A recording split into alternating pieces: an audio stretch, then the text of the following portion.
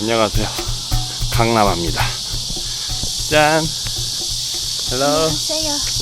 강엄자입니다. 저희는 지금 등산을 해보려고 하는데요. 제가 한국에 왔을 때 가장 해보고 싶었던 것 중에 하나가 이상하게 예전에는 그런 생각이 안 들었는데 산에 올라가고 싶다는 생각이 들더라고요. 등산을 하는 장소가 태국에서는 생각해보니까 거의 없었던 것 같아요. 거의 평지가 많고 좀 외곽 하오야이나 치앙마이 그리고 깐짜나부리 등 그런 곳은 완전 큰 국립공원 형태다 보니까 가볍게 뭐 올라갈 수 있는 산이 많이 없어서 등산이라는 개념으로 접근하기가 쉬운 공간이 없었는데, 또 한국에 오니까 태국과는 달리 이런 장소들이 많아서 이번에 한국에 왔을 때는 등산을 꼭 한 번 이상은 해봐야겠다는 생각이 들어 오늘 나오게 됐습니다. 오늘 마침 또 날씨도 폭염이 조금 수그러든 느낌이 들어서 날씨도 꽤 괜찮고 산뜻하게 등산을 해보면서 또 저의 혼잣말 이어가겠습니다. 네. 동네 뒷산이기도 한데 그렇게 높은 산은 아닙니다. 이렇게 높지 않은 산을 가볍게 오르락내리락 운동으로서 할 수 있는 장소가 많다라는 게 한국의 장점인 것 같아요. 자, 6km 남았네요. 제가 뭐 정상까지 꼭 간다는 생각은 안 하지만 어디까지 갔다가 오게 될지 가보겠습니다.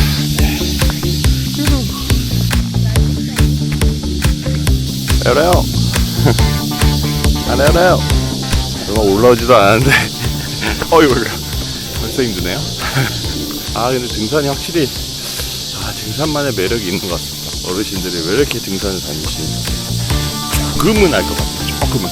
참고로 저는 평상시에 뭐 등산하고는 거리가 먼 사람입니다. 대신 산을 좀 좋아하는 편이에요. 바다보다는. 어릴 때는 이제 이런 환경이 굉장히 익숙해서 오히려 저 더 안 하잖아요. 익숙하면 이렇게 소중함을 몰랐는데 오히려 이제 태국에 사는 시간들이 많아지다 보니까 이런 경험들이 굉장히 소중하게 느껴지는 것 같고, 어떤 태국에서 못하는 것들을 할 수 있을까.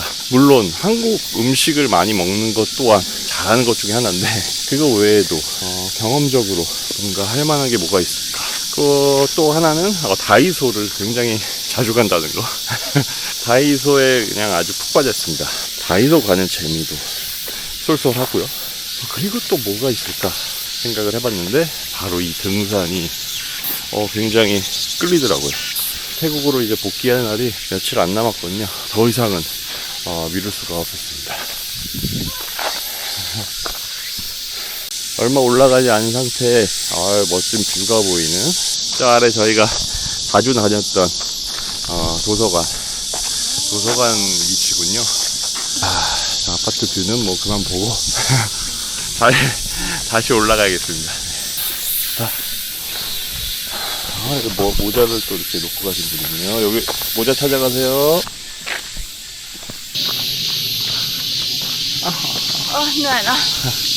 숲이 주는 혜택. 숲은 빗물을 함유하여 녹색댐의 기능을 가지는데 연간 193억 톤의 물을 저장할 수 있으며, 지금 올라온 지 운동 시간 55분이 됐고, 그리고 1.74km, 그리고 고도는 273. 불곡산 첫 번째 봉우리에 올라왔습니다. 미륵불이 솟아오른 산. 불곡산 지금의 골 안사 자리에서 미륵불이 땅에서 솟아올랐다 하여 이름이 붙여졌으며, 불곡산에 몰랐던 역사가 또 여기 적혀 있네요. 미륵불이 저기 대광사, 구미동에 있는 대광사에 미륵불이 있더라고요. 굉장히 큰. 굉장히 놀랐습니다. 혹시라도 요 근방에 오신다면 구미동에 있는 대광사 한번 들려보시길 추천드립니다. 여기 미륵불 얘기가 있네요. 딱 마침. 불곡산 정상 335m.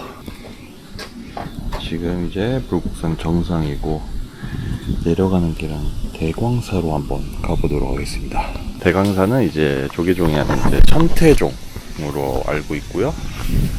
구인사가 본 그 절이라고 알고 있습니다. 국내에서 제일 큰 절이죠. 거기도 한번 꼭 가보고 싶은 생각이 드는데 웬만하면 아이와 같이 가고 싶지만 찾아보니 올라가는 길이 너무나 또 많기 때문에 분명히 아이가 안아달라고 할 게 뻔해서 거기는 이번 기회는 패스를 하고 다음에 올 때 한번 가보도록 하겠습니다. 근데 여기로 내려가는 게 맞는지 모르겠네. 여기가 맞겠죠? 길이 약간 좀 애매하게 있는데, 아니 저긴가? 여긴 것 같네요. 여기가 약간 좀 더 가파른 느낌이 드네. 조심해야겠네 여기. 우후. 대광사 벨러이 800m. 와우. 되게 금방이네. Mới này sẽ thừng rồi. Tới đây.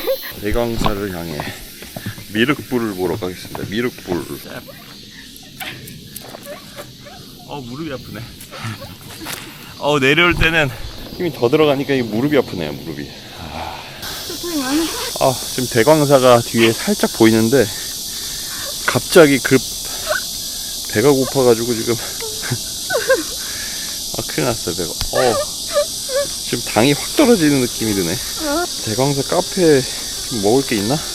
대광사에 일단은 기도도 하고 휴식도 좀 취하면서 여러분들께 또 저의 혼잣말도 들려드리겠습니다. 이렇게 해서 이렇게 길이 이렇게 바로 연결이 되어 있더라고요. 너무 좋다.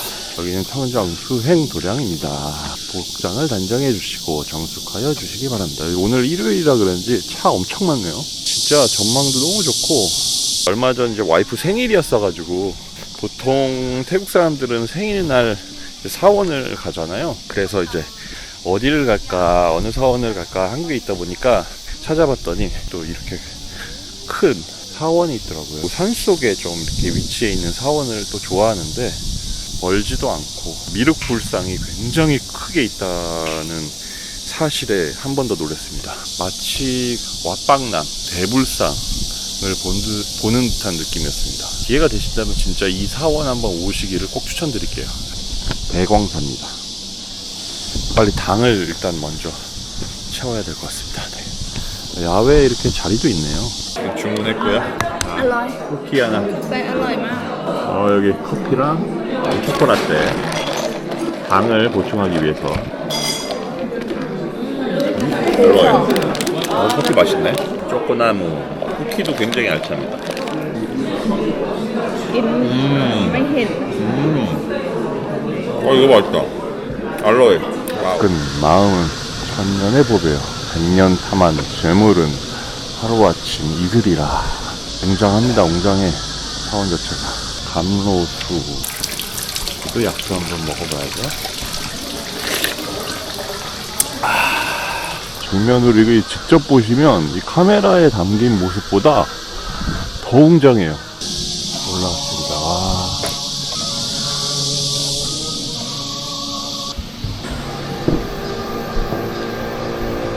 엄청나게 큽니다, 진짜. 왓방남의 대불상을 연상케 하는 엄청나게 큰 미륵 고전이 있습니다.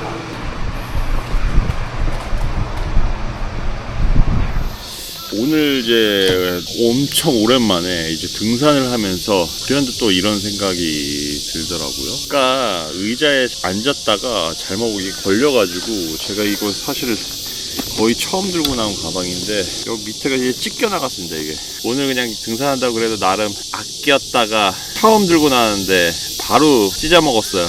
그리고 나서 또 신발을 또 보니 이 신발도 이제 발이 편해가지고 나름 아낀 또 신발이었는데 보시다시피 굉장히 더러워졌거든요. 근데 그러면서 제가 예전에 썼던 글이 갑자기 생각이 나더라고요.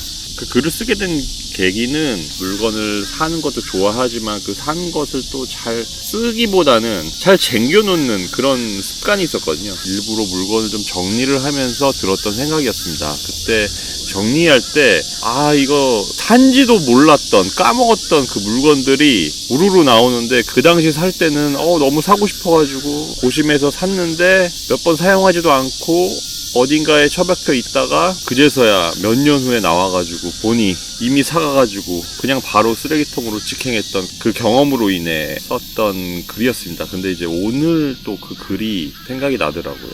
그 글은 지난번 글과 마찬가지로 사실 좀 더 다듬어야 되는데 초안이라고 생각해 주시면 좋을 것 같고요. 이 다듬기 전 조금 조금은 어설플 수도 있지만 제가 이 글을 한번 읽어드리면 아마도 공감하시는 분들이 많을 거라 생각이 듭니다. 일단 가제로 완벽하게 아끼는 것보다 충분히 사용하는 것. 언젠가 문득 이런 생각이 들었습니다. 우리는 물건을 사면서 잘 쓰기 위해 산다고 말하지만 정작 아끼기 위해 쓰지 않는 경우가 더 많다는 것을. 새 운동화는 밑창이 다를까 아껴 신고, 좋은 카메라는 흠집이 날까 꺼내지 않고, 비싼 그릇은 특별한 날까지 기다리다가 결국 몇 번 쓰지도 못합니다. 그리고 시간이 흐릅니다. 놀랍게도 물건은 사용하지 않아도 늙습니다. 고무는 굳고 배터리는 방전되고 플라스틱은 삭고 전자제품은 오랫동안 켜지지 않으면 오히려 고장이 나기도 합니다. 그토록 아끼던 물건은 제 기능을 제대로 보여주지 못한 채 애매한 상태로 우리 곁을 떠납니다. 버리기에는 아깝고 계속 두기에는 쓸모없는 존재가 되어버린 채 말입니다. 물론 물건을 소중히 다루는 것은 좋은 일입니다. 깨끗하게 관리하고 오래 사용하는 것은 분명 가치 있는 태도입니다. 하지만 관리하는데 모든 에너지를 쏟느라 정작 그 물건이 가진 가치를 누리지 못한다면 그것은 과연 아끼는 것일까요? 저는 오히려 물건의 값을